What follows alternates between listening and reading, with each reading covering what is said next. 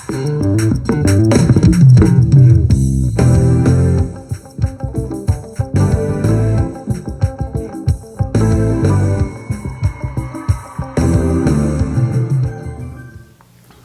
up, everybody? Welcome back to Alpha and Omega Exponent. Once again here, where we share content to add value to your life. My name is Parfait and I'm back with another storytime video. But before we get started, make sure you subscribe to the channel, you like and share the video with your friends or with someone who you want to add value to their life. So, I am back with another storytime video. And the story of today is the story of where a wife took another woman and gave her to her husband so that he can lay with her in order to have a child together. It's about to go down. This is the story of Genesis chapter 16. But before we get started, to catch up with all the story time, make sure you go back and watch the previous videos so that you can catch up on all the story that have been mentioned in this channel. Without further ado, let's get started. So in chapter 16, the story begins as we learned in the previous stories that this man in his old age, Father Abram and his wife Sarai, together they became very old and they did not have a child together. And so the wife Sarai got tired and she said, okay, we're very old, we most likely are not going to have a child together, so this is what I'm going to do. Together, Sarai and her husband Abram, they had an Egyptian woman who was their servant, and her name was Hagar. So Sarai decided to take their servant Hagar, and she decided to give her to Abram so that Abram can lay with her and together they can have a child. So, who would have thought that this would be an idea that would come from the wife? And as crazy as it sounds, Abram also said yes, no problem.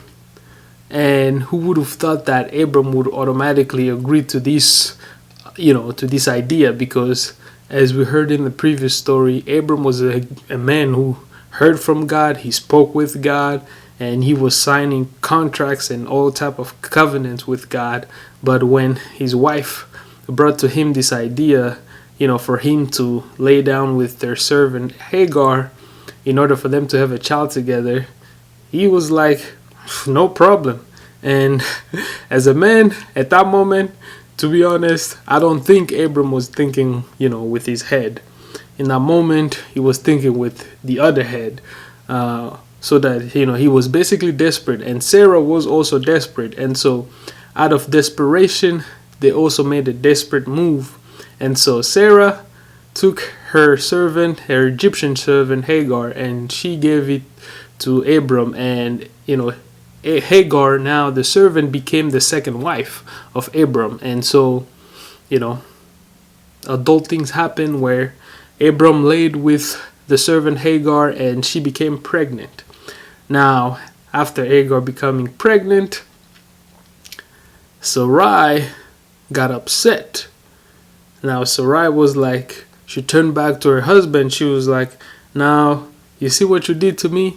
Now look at this servant. She's looking at me with contempt. And she turned to look at Abram to, basically blaming Abram for what was happening. And Abram was like, hey, you were the one who brought this idea. So, they were not, working well together. And Sarai became so bitter that she started dealing harshly with her servant Hagar.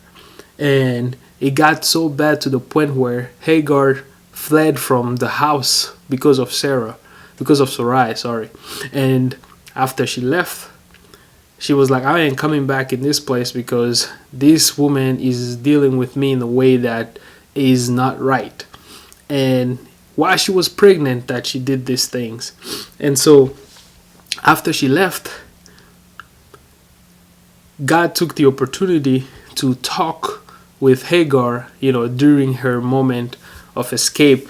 And God brought an angel to her to tell her that, to let her know that she was pregnant, to tell her that she needed to go back to the house and to basically find a way to, live in peace with Sarai so that the child would be born, because God also had a plan for that child.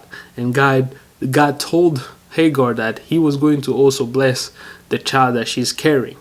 And so Hagar decided to go back and to find a way to live in peace with Sarai after her childbirth and all those things. But so now, what do we take away from? What are the lessons that we can take away from this story? The first one is really that when you forget the promises of God, and when other people who are near you are doubtful or desperate, you will begin to listen and act out of desperation. And this is what we saw, where Abram listened to God. God told Abram that God was going to give him a child from Sarai. And Abram forgot that promises. Abram, because of the desperation, he was very old, him and his wife, and he stopped listening to the promises of God. He started to listen out of desperation, and he started to listen to his wife, who basically made a decision that was a desperate decision. But God used that desperate decision to still bless the outcome of that decision. And the second lesson that we can learn from this story is that God will multiply an event of desperation into a multitude of blessing, because as God told Hagar that he was going to bless the child that she was carrying. And another lesson that we can take away from this story is that some afflictions that we go through will bring God's grace into our life.